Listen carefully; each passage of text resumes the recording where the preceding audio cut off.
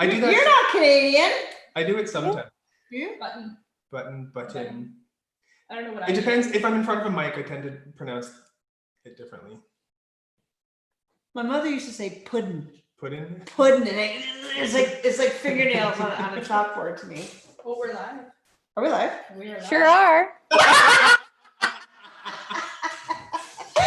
We're currently talking about how we say things funny, or how Yeah. Chelsea says things funny. Yeah, say button again. Button. See? Now, which sounds normal to you all at home? Button. Or button? Or button. Put it to a vote.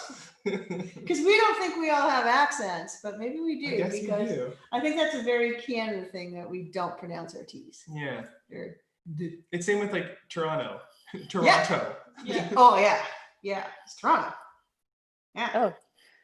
So, Hi, hey, Jane. everybody. Hey, everyone. Chelsea snuck up on us and she just went live. So, And then lucky, we made fun of her. Yeah. Lucky for her, nobody dropped an F-bomb. Yet. Yes, we are here to talk about vaccines Yeah. today, are we not? By the way, how many weeks in a row is this now? This is number 5. I'm not even on screen. I'm excited. Hooray! Why are you not on screen? You're all purpley. I'm on the mic and everything. Okay. Yeah, week 5. Thanks for joining us, everyone. Be sure to comment below where you're watching from, so we can say hi. We give her a shout out to June Wood. She's super fast on the hello. Hi, June. Thanks for the fast hello. Yeah. Yeah. Yeah. So what's the deal? We have some questions that are preloaded. Is that what we're going to talk about? Or am I going to start with my story? Or Well, let's start with your story for a bit and just kind of, get things introduced. Okay. So I got to sneeze. Bless you. Excuse me. We're live. Yeah, where's our sneeze button? We don't have that thing. So this is really, really interesting.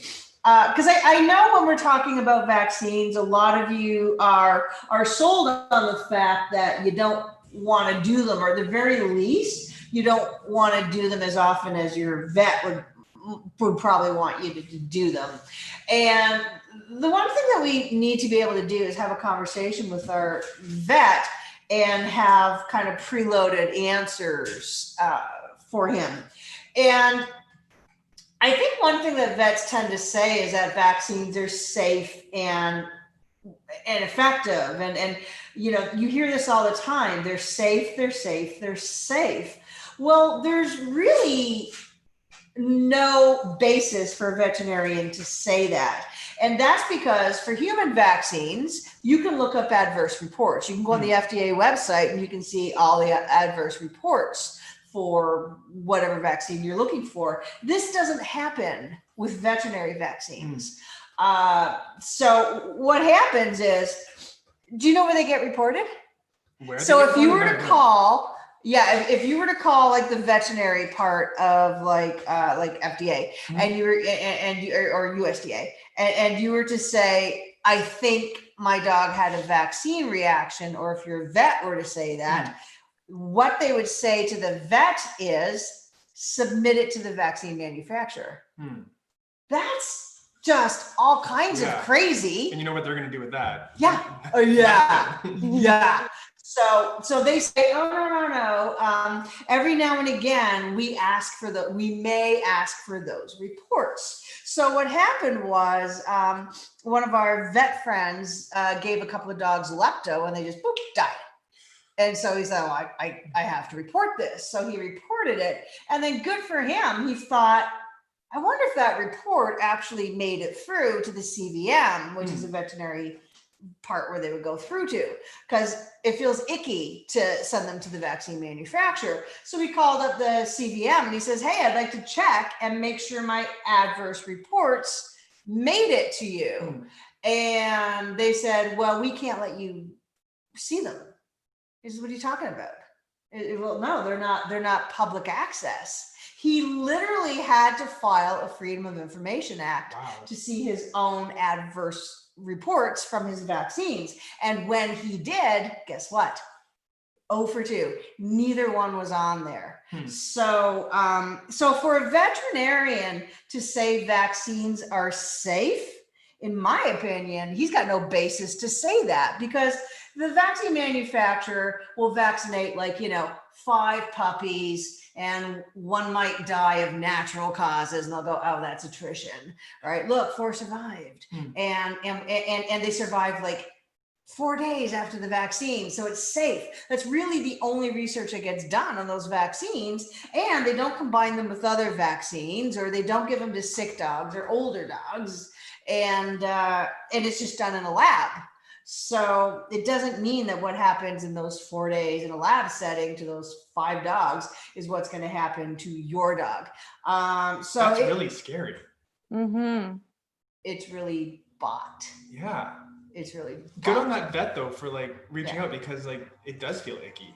Yeah, absolutely. So, animals get the short end of the stick. And we had, he is, oh, good. They're blowing the leaves here.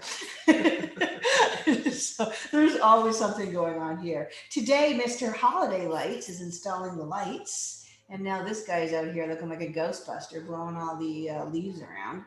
So if you hear a hum, that's what it is. It's either the guys up there putting the tree lights on, or it's this guy in the driveway. So there's a whistleblower that worked for one of the major vaccine companies on mostly the human side, and he is deceased now. He wasn't very old. He's deceased now, and he said that a lot of stale or discarded human vaccines get moved into animal vaccines. So they save them for the animals. So probably the best example of that is the Lyme disease vaccine, because it was there used to be a Lyme vaccine for humans, but they pulled it off the market because of safety issues. And then all of a sudden this is, oh, look, we have one for your dog. Look what we have. Yikes. Yeah. So that's how it works, boys and girls. It's not very good. So if your vet says vaccines are safe, just say, oh, really? You show me the adverse reports, and then you and I can have a discussion about whether they're safe or not. Oh, you don't have them? Then you can't say. There's no way you can say that they're safe without being able to access the adverse reports. That makes sense.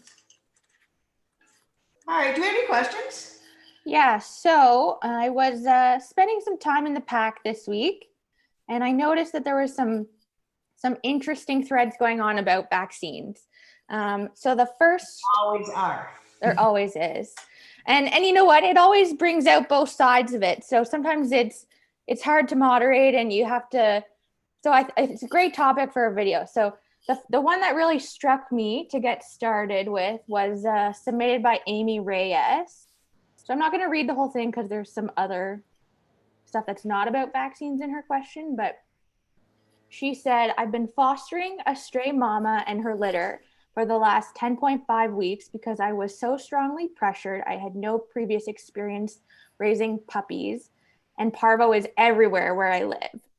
Here, the puppies got their first Parvo vaccine at 7 weeks old. I was not happy with this decision, but literally every vet available was strongly pushing vaccines. The 2 remaining puppies in my care caught Parvo at 10 weeks old, and I was completely devastated. What can I do to help them recover as much as possible? But also, the vet is continuing to push their puppy vaccines on me, and it's my understanding that they now have a lifelong immunity. Is this correct? Can they get Parvo again? Is the vaccination even necessary? No. If the puppy has Parvo and has survived, then he's protected for life. That's just how it works, right? It's a virus, so it's different for bacteria.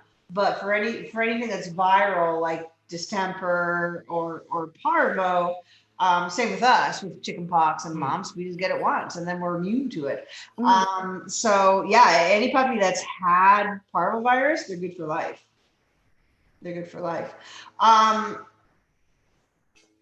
So were these vaccinated puppies that got parvo? They would have, it said, and they had their vaccines at 7 weeks, the parvo, and then they got the parvo at 10 weeks old. So this happens all the time.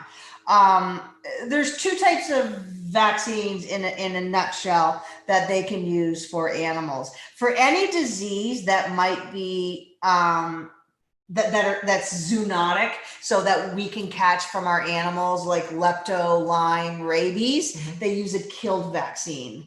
The killed vaccine doesn't work as well as a modified live vaccine.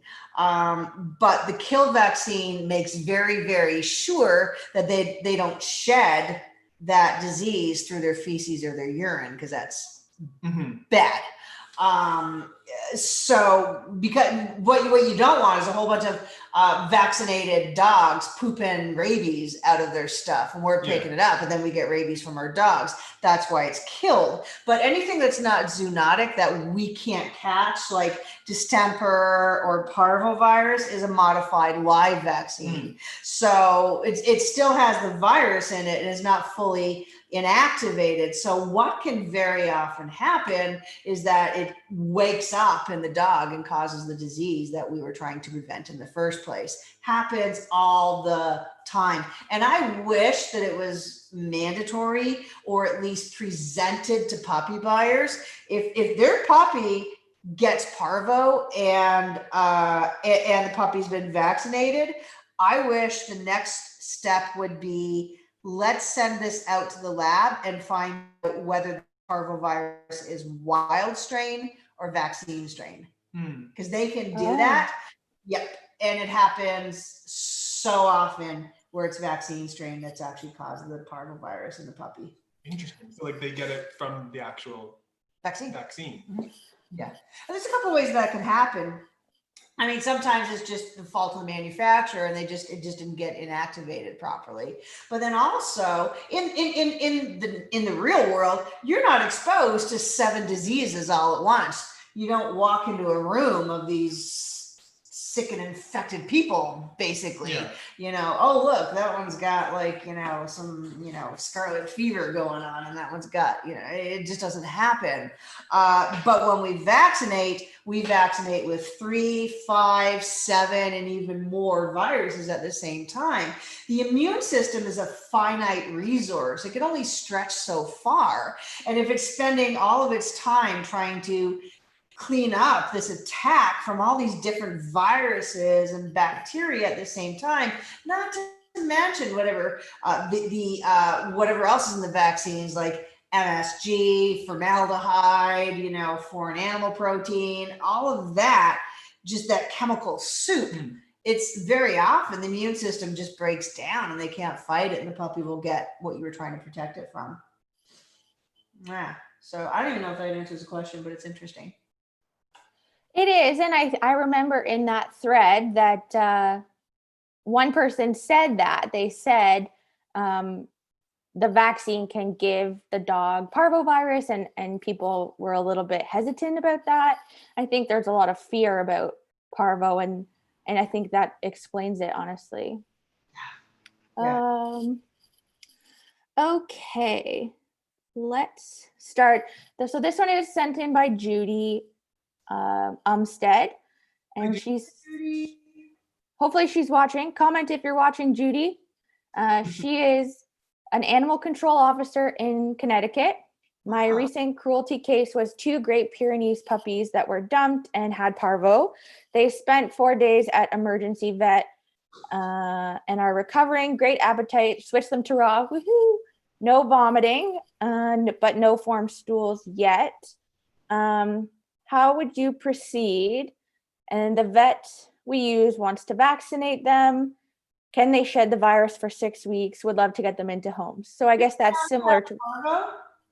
Pardon? They already have parvo? Yeah, so that's just what we talked about before. Like I don't get it. I don't understand. I just don't. And this is the byproduct of veterinarians being taught immunology from vaccine manufacturers. This is what you get, is a fundamental lack of understanding of immunology. All they understand is vaccinology. They don't understand immunology. It's super frustrating to me. So in a nutshell, if the puppies have parvo, it's good to go. I have a couple of thoughts. So let's say your puppy does get parvo. If it does, you need to call Amber Naturals or somebody who carries it and ask for Paxin, Paxxin, and Vibactra Plus. I've had parvo in my very first litter. I tormented myself and said, oh, it's scary for me, but I'm not going to vaccinate them. And I didn't. And my puppy got parvo. but I used Paxin, and within 12 hours, he went from pretty much dead, because it took a while to get a diagnosis for him, which is a super long story.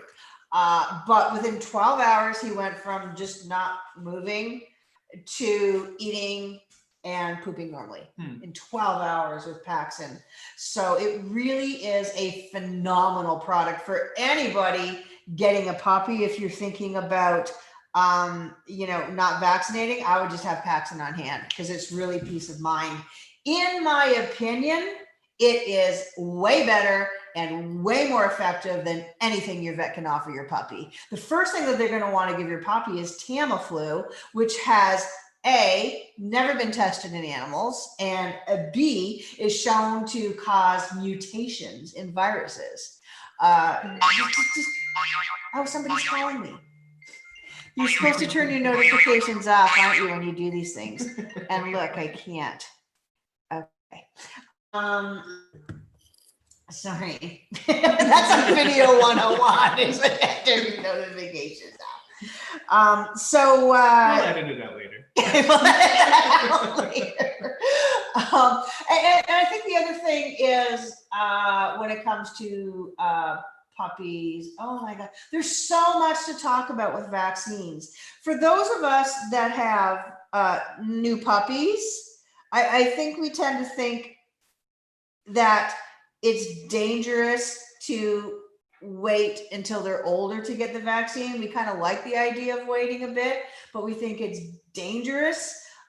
Here's the thing. When you vaccinate a 7 or 8 week old puppy, you've only got about a 50-50 chance that the vaccine is going to work. So you got a 50-50 chance of protecting your puppy, but you've got a 100% chance of him being exposed to all the crapola in the vaccines. The one thing we all have to keep in mind is that every vaccine you give your puppy has the ability to kill him or severely change his life for the rest of his life.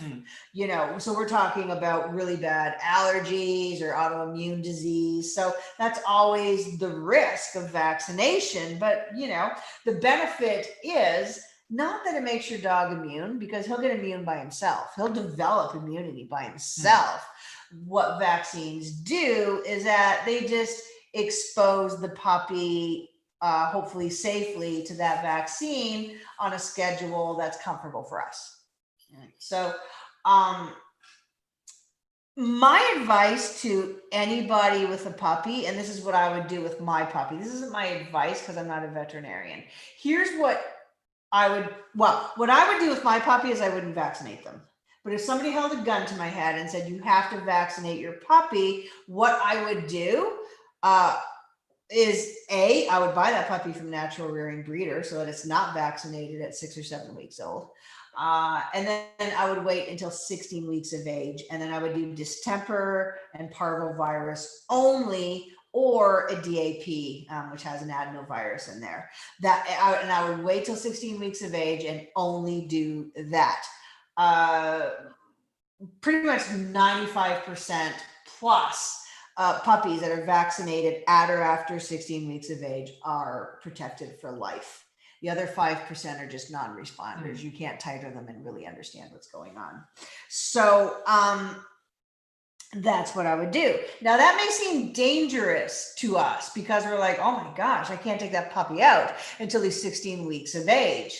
Well, here's the thing. When you vaccinate a puppy or an adult dog, what it does is now you've injected all those viruses into them, and now his immune system is kicked into overdrive trying to clean up this mess and deal with it.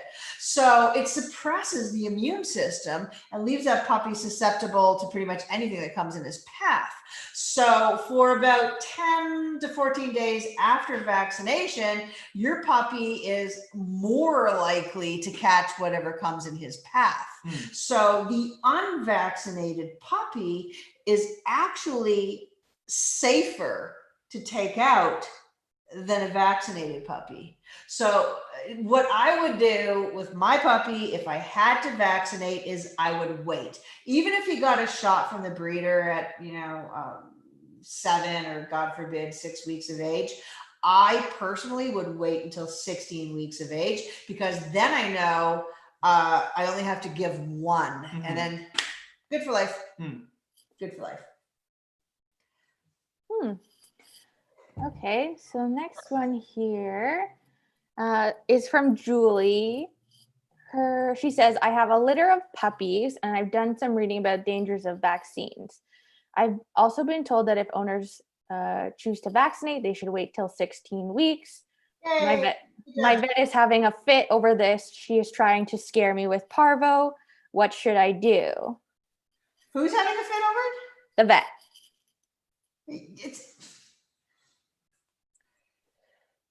Have you ever made a good decision based on fear?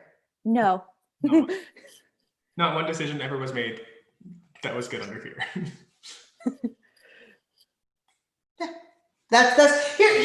Here's a really good analogy, and it's not mine. It's Mo and Solison's, but I really, really like it.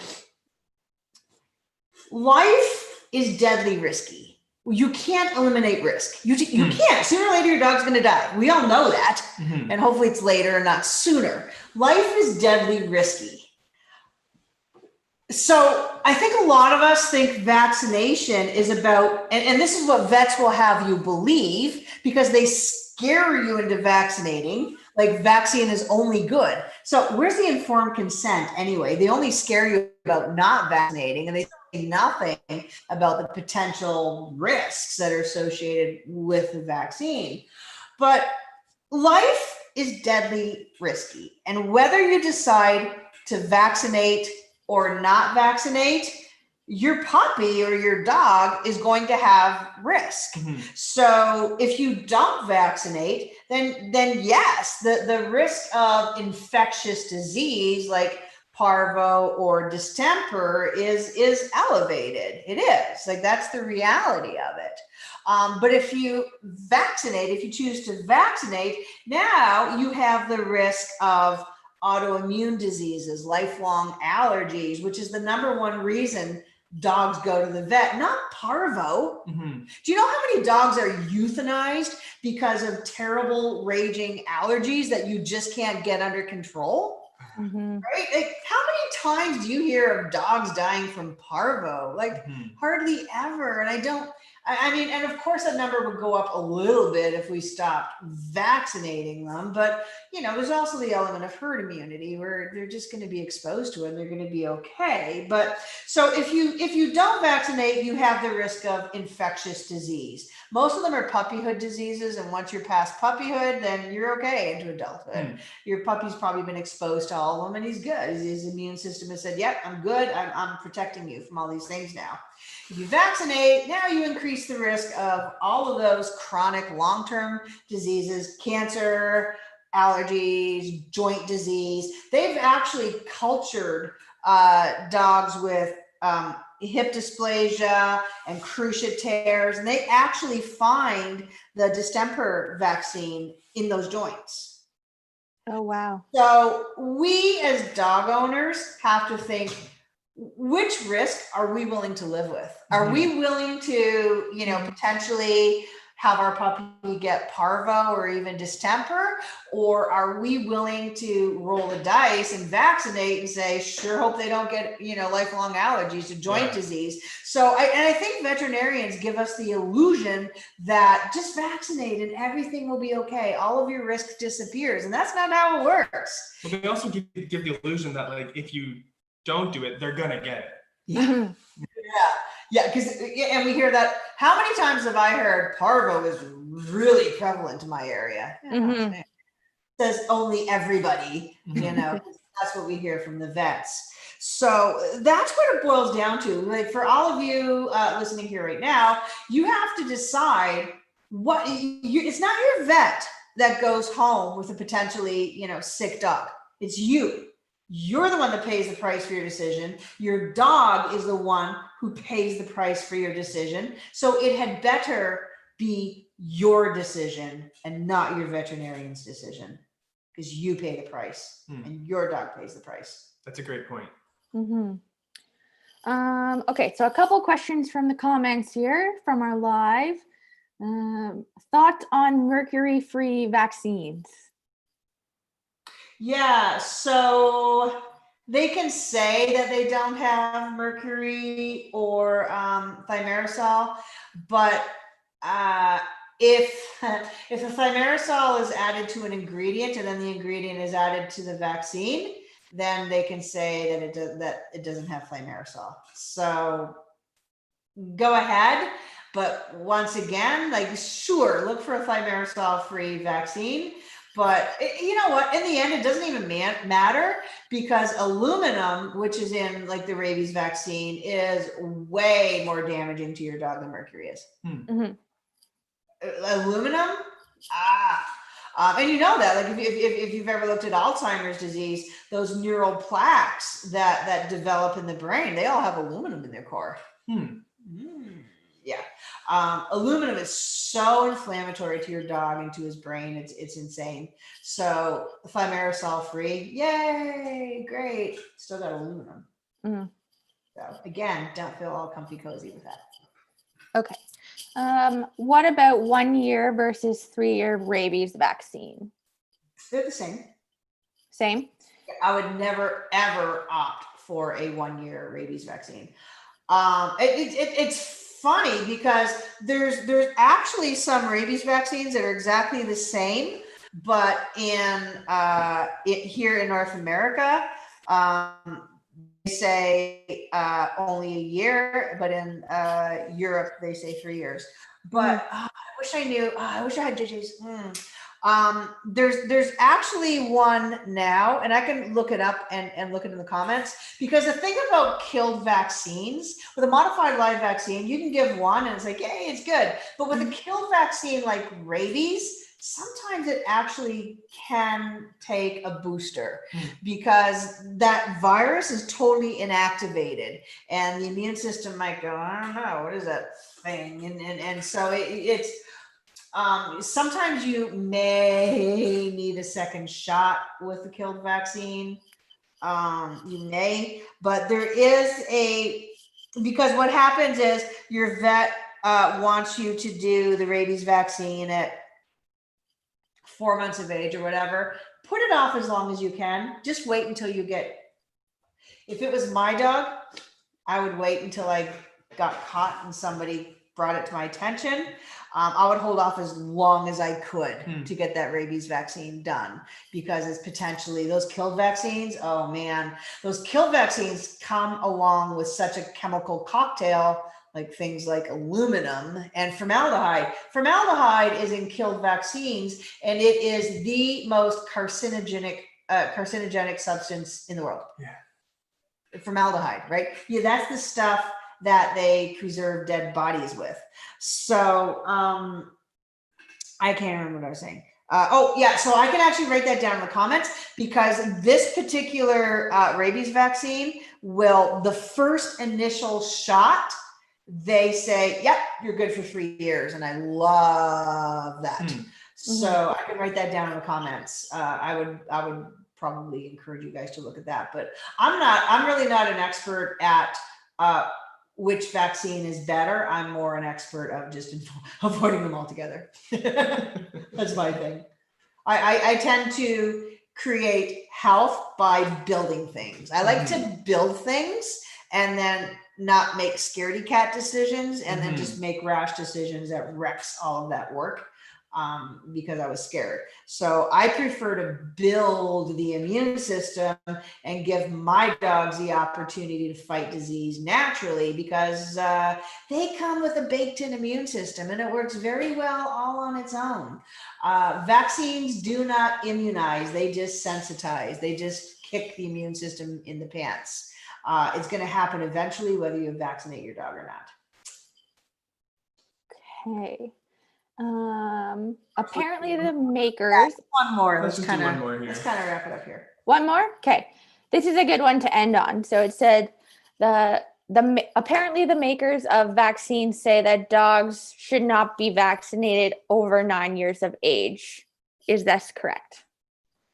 No. But it does say there's two disturbing things on the label. The first is every vaccine label says it should not be given to sick dogs, which today is 90% of dogs. In my opinion, 90% of dogs are so immune challenged, are so destroyed by leaky gut that they just shouldn't be vaccinated. But what's interesting, this is a really good note to end on. What's interesting is that the vaccine label says you, the veterinarian, are the ones. So we've tested it for a year or 3 years, and we know it protects for at least that long. But you, the veterinarian, are the ultimate authority when it comes to how often you should give this vaccination. And there's the rub, because there is no legal recourse for a vet over vaccinating an animal, because it's just, nobody can define over vaccination, because nobody's willing to stand up and say that animals should not be vaccinated any more often than this. So the associations, they'll say wishy-washy things like, vaccines will protect animals for 3 or more years. And you should probably do titers, instead, but there's no enforcement at all. They say, here's some guidelines, follow them or not. And then in the meantime, you have the vaccine manufacturers that on their labels, they say, yeah, that we guarantee this lasts a year or 3 years or whatever they tested for. But hey, vet, just go ahead and do whatever the heck you want. And then for us on the receiving end, if we feel our dog has been over vaccinated or harmed by a vaccine, what are most dogs are rescues? What's a rescue worth? $50? Like in the legal system, even a purebred dog is only worth a couple of $1,000s because they're property, right? So there's a couple of states, I think like Maryland, where you can sue for pain and suffering. But I'll tell you this: nobody's been able to. No, like it's ridiculous that nobody's holding veterinarians accountable for the damage that they can and do with over vaccination. So guys, this is your wake up call. If you don't get educated on this, and if you don't figure out how to have the answers before you go to your veterinarian, and be prepared and be ready to take a stand and be an active partner in your dog's or your puppy's healthcare, then he's just going to become another statistic. And it's sad. It's sad. It doesn't help that, adverse reactions aren't being reported either. No. Like no one can get data to actually do anything about it. No, and vets, unless your dog's head blows up to the size of a football within 5 minutes of being vaccinated, right?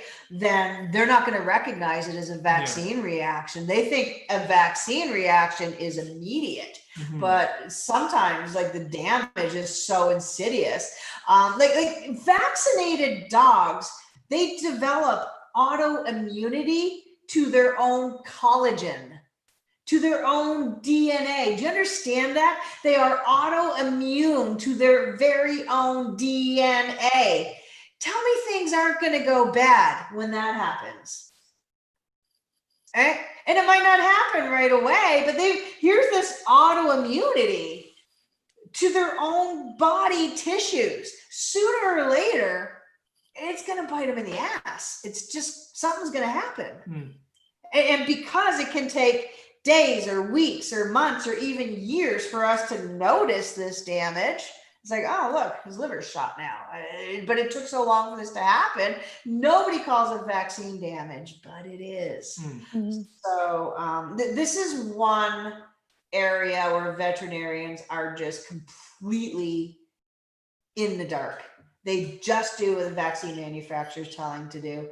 And it's a shame because it's the one thing that veterinarians could do to really increase the health of our animals is to vaccinate them less often, right? Half of dogs under veterinarian care get cancer. Half. Clearly, what we are doing is not working. And guys, I hope this is a wake-up call for you. So That's a great note, I think, just to leave on there, too. yeah. Okay. Yeah. So I hope that answers some of your vaccine questions. I know we get a lot of them in the pack.